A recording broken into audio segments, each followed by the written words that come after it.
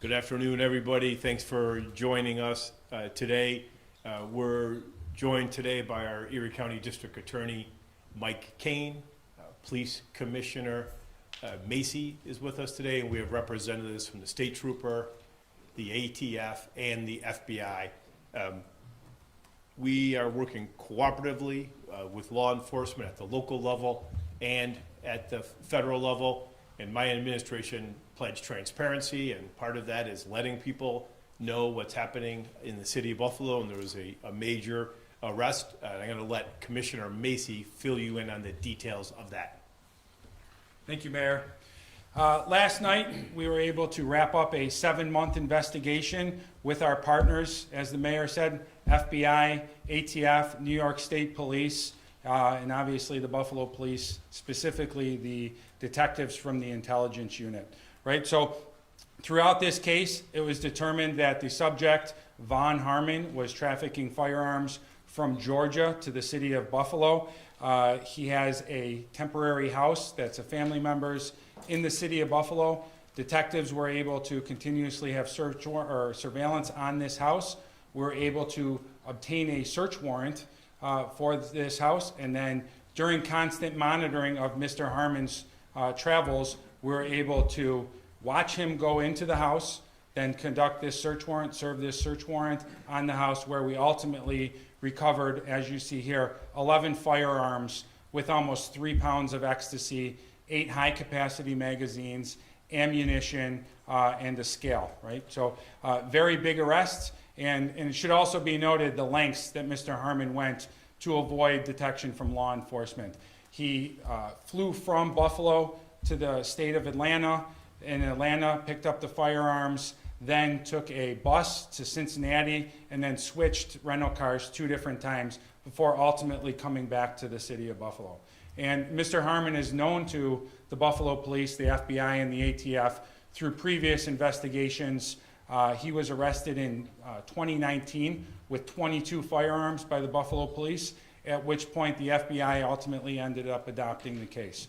So it was great work by all partners involved, starting with our detectives and then our partners with the state police, ATF, and FBI, who we continuously work with hand in hand every single day on these cases to be able to make the city safer. So I'll pass it over to the district attorney for him to be able to speak on the charges. Thank you. Thank you, Commissioner.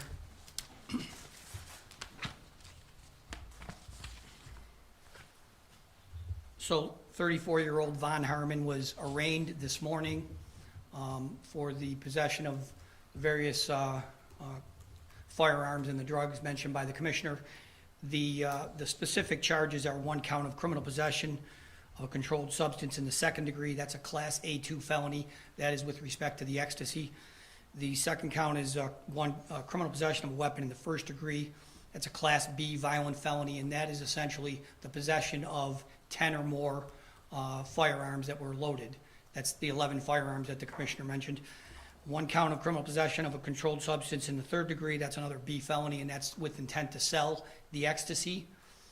And then 11 counts of criminal possession of a weapon in the 2nd degree. Those are Class C violent felons. Again, those are the 11 guns that were recovered from the home. And then 8 counts of criminal possession of a weapon in the 3rd degree. That is those are D felonies. Those are the extended magazines that are the 8 magazines that the Commissioner mentioned. All of those charges, and there are a couple of more, but those are the most serious ones. I think there are 24 counts altogether, including 23 felonies. The maximum sentence for those crimes would be 25 years if Mr. Harmon is convicted of the highest count. These are allegations. It's important that I point this out. These are allegations only. Mr. Harmon is innocent, presumed innocent until he's proven guilty. The case was arraigned by Judge Peter Savage in Buffalo City Court this morning. We asked for the defendant to be remanded, meaning that the judge does not set any bail. He granted that request, so Mr. Harmon is in the custody of the Erie County Sheriff's Department at the holding center. He will be returning to Buffalo City Court on Monday, January 12th at 9:30 in the morning for what's scheduled as a felony hearing. Now, I will just again, second the the mayor's comments and the commissioner's comments, this is, you know, a lengthy investigation that came together with the collaboration of our many partners, you know, not only at the state level, but at the federal level, the state police, the U.S. Attorney's Office is involved. I'll mention them more in a second. The FBI and the ATF, along with the Buffalo Police Department. This is great work. I mean, obviously these are dangerous weapons. The drugs are, you know, wreaking havoc on our community, quite frankly, and this is an important case. The U.S. Attorney's Office is in the process of completing their investigation. They've been working hand in hand with all of the partners that we mentioned, and I expect that within very short order, they may be filing their own charges.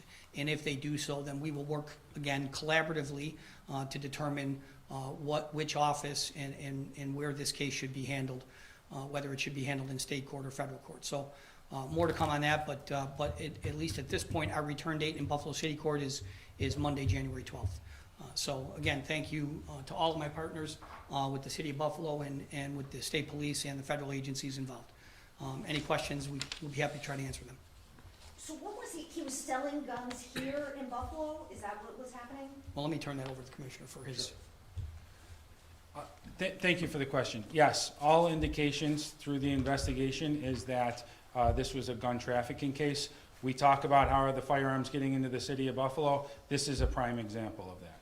Was this a Buffalo resident going to Atlanta and bringing guns back, or from Atlanta bringing guns here? So he has ties to the city of Buffalo. Currently, he does reside in Georgia. Previously, he did live in Buffalo. What happened to the 2019 case? That was ultimately prosecuted. He went to jail. I don't know the length of that prison sentence, but he did serve time for that. How is this going to put a dent or a big, huge dent, a little dent into this whole drug, gun trafficking? Sure. Well, the reality is there's not a lot of people that are bringing firearms into the city of Buffalo, right? But the ones that are doing it with some frequency, and this is a very big, impactful arrest to ultimately cut down on that, right? We always talk about wanting to get the dealers of anything, and this is one of those cases where we did. Can you say where the search warrant was executed? Sure, in the first block of Madison Street in the city of Buffalo. So gun violence has come down quite a bit in the last couple of years, and we haven't heard as much emphasis on guns lately. Is there a different strategy going forward, or is this part of what was done before?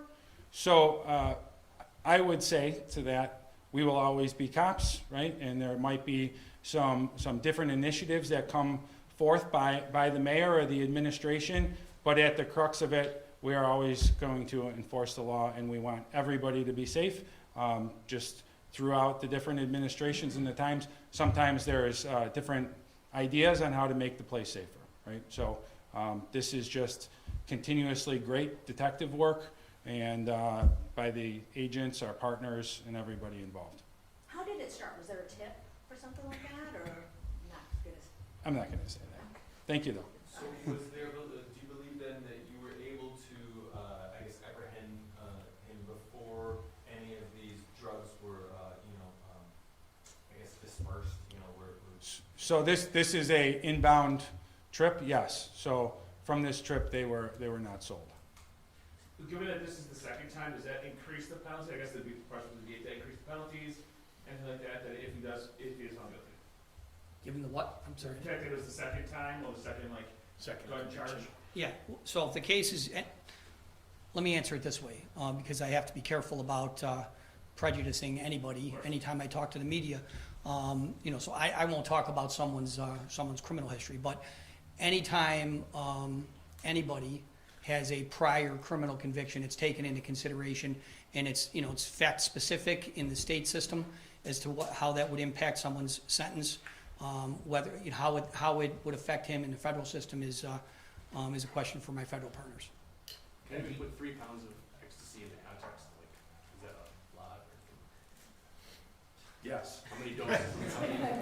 How many pills is that? How many? It's significant. I would go out on a number and probably say in the thousands of pills. So, yeah, I'm comfortable saying that. And he served his prior sentence here in Buffalo and Western New York area, right? Is that correct, from his 2019 arrest? So that was adjudicated federally, so I don't know where specifically he went.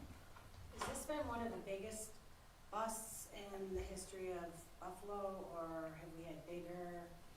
Well, I mean, in 2019, we were able to recover 22 firearms, so I don't know if I would quantify it as the biggest or one of the biggest, but it's absolutely very significant. So these are just 11 guns you picked, you got in this raid. I mean, how many more do you think there were out there? I mean, is there a way to quantify that, or? We do. That's gonna be the secondary and tertiary investigation that we have some information that will be passed off to our federal partners that will specifically focus on that. How long do we think this guy's been doing this? Information is it's been a couple months. The guns, they have serial numbers or no? Yes. They have serial numbers? Yes. All right, thanks Thank you. everybody. Thank you. Thank you. Good job. Thank you for your time.